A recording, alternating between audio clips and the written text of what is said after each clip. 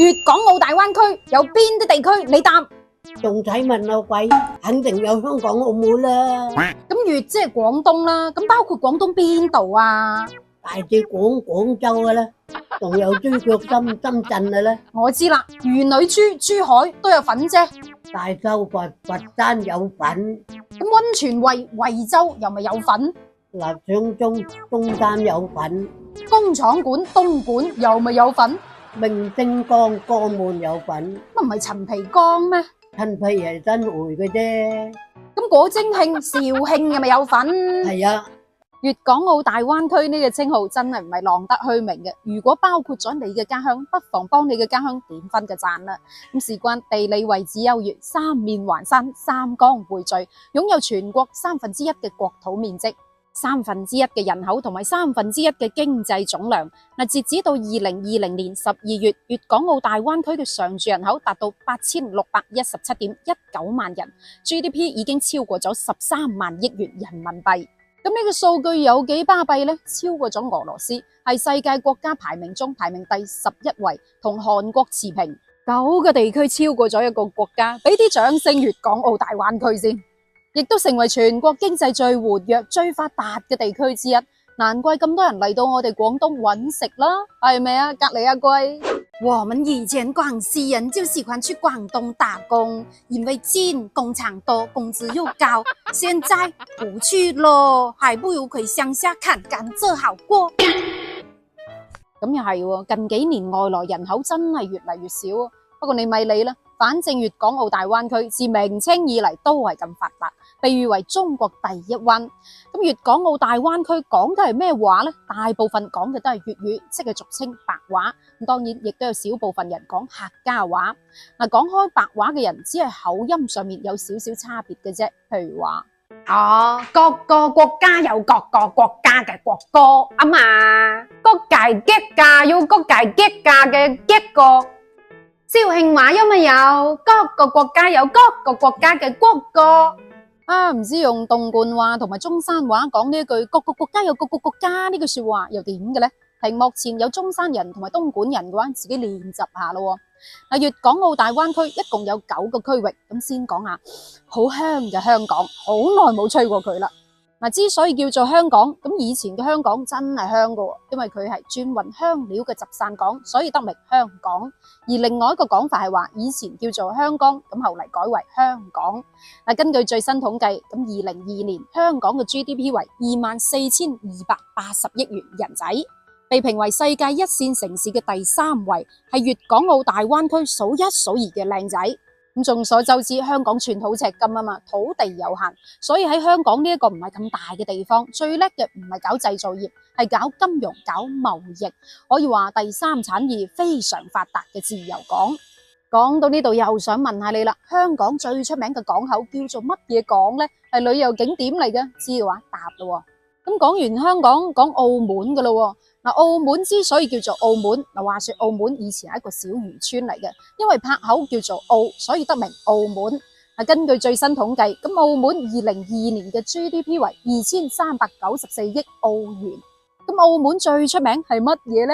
冇錯啦，係博彩啊！咁澳門出咗名，賭場多，酒店多，係世界4大賭城之一，國際貿易嘅自由港，世界旅遊休閒中心。呢個豆腐潤咁細嘅地方，人均 GDP 係全球嘅第3位啊！所以有句說話，麻雀雖小，五臟俱全，講嘅就係佢啦。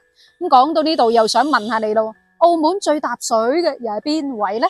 粵港澳大灣區嘅粵指嘅就係廣東啦。咁廣東最靚嘅仔又係邊位呢？我認為有中國南大門之稱嘅廣州。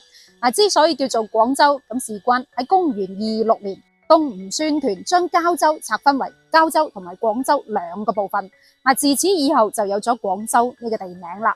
咁根據最新統計，廣州2022年嘅 GDP 為2.88萬億元，的而且確係廣東數一數二嘅靚仔，係華南地區最大嘅城市同埋經濟文化中心，係世界一線城市。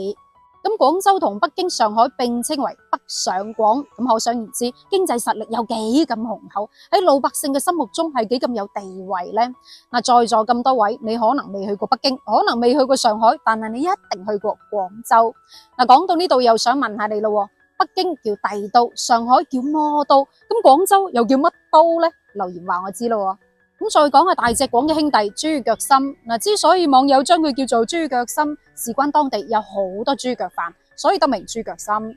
豬腳參唔係深圳係改革開放以嚟最大嘅成果，咁之所以叫做深圳，因為客家話嘅鎮，客家話讀尖津嘅鎮係指田間嘅水溝，咁再加上深圳啲村水澤密布，有條好深嘅水溝，即係深圳河，所以得名深圳。根據2022年嘅統計，咁深圳嘅 GDP 為3.24萬億元，唔單止係廣東之首，仲要係粵港澳大灣區最靚嘅仔。咁深圳係以乜嘢為主業呢？金融啦、房地產啦、外貿，仲有互聯網為主要嘅城市。講到呢度又想問下你啦，深圳有條街被稱為中國電子第一街，你部手機可能都係佢出嘅，叫做乜嘢名呢？再講下廣州嘅另外一個兄弟大頭佛山，咁之所以叫做佛山，因為塔坡江有3尊佛像，俾民間認為係佛家之山，所以得名佛山。咁根據最新統計，佛山嘅 GDP 為12698.39億元，最出名嘅係乜嘢呢？梗係陶瓷、武術仲有粵劇啦。咁佛山係歷史上4大名鎮之一，同江門共同構建江佛一家，同中山共同構建咗中佛同城。講到呢度又想問下你啦，佛山有座分手山，叫做乜嘢山呢？聽講去過之後會分手嘅，唔知係咪呢？咁佛山再過啲就係魚女珠珠海，之所以叫做珠海，因為產珠之海，所以得名珠海。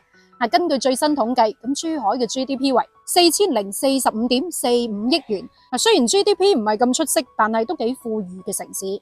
係中國最早設立經濟特區嘅地方，係內地唯一一個同澳門、香港相連嘅城市。咁珠海嘅農業同埋工業發展得相當唔錯嘅。講到呢度又想問下你啦，魚女珠嘅魚女喺珠海邊個地區呢？留言話我知。咁珠海再過一啲就係中山啦。中山以前係叫香山嘅，咁之所以叫做香山，因為五桂山上面好多奇異嘅花卉，非常香，所以得名香山。咁後嚟又因為紀念孫中山，所以得名中山。咁係中國唯一一個以偉人嘅名命名嘅城市。根據2022年嘅統計，咁中山嘅 GDP 為3631.200億元。咁中山主要以製造業為主嘅。講到呢度又想問下你啦，中山最高嘅山又係叫咩山呢？客家之首惠州。惠州係一個好適合養老、好適合遊山玩水嘅城市。咁根據統計，惠州嘅 GDP 為5401.24億元。惠州係以製造業為主嘅，特別係電子信息產業。咁講到呢度又想問下你啦，惠州最出名嘅海叫做乜嘢海呢？留言話我知。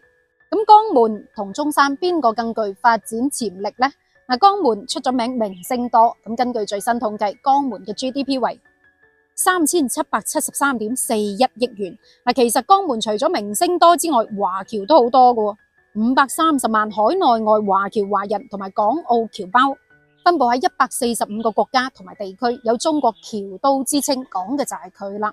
講到呢度又想問下你咯，江門有個好靚嘅島，叫做乜嘢島呢？再講下果蒸慶肇慶，好耐都冇吹我哋嘅肇慶啦。肇慶根據2022年嘅統計 ，GDP 為2705.05億元。咁其實肇慶喺2023年已經被評為3線城市，好多人仲以為佢係4、5線城市啊。我話肇慶係廣府文化嘅發祥地，冇意見啦係嘛？其實肇慶唔單止係果蒸出名嘅，仲有金屬加工業係第一產業，咁第二產業就係新能源汽車同埋零部件產業。而第三產業就係電子信息等等。講到呢度又想問下你一個關於肇慶嘅問題啦。肇慶嘅地標係乜嘢呢？好啦，關於粵港澳大灣區，暫時同大家吹住咁多。如果有講到你家鄉嘅，嗱聲點分個讚，底下留言講你嘅家鄉名出嚟啦。正所謂得閒路一路增加知名度啊嘛。咁今期嘅問題就係廣府地區包括邊啲城市呢？邊啲地區呢？有冇你家鄉粉呢？留言話我知，我哋下一期再見，拜拜。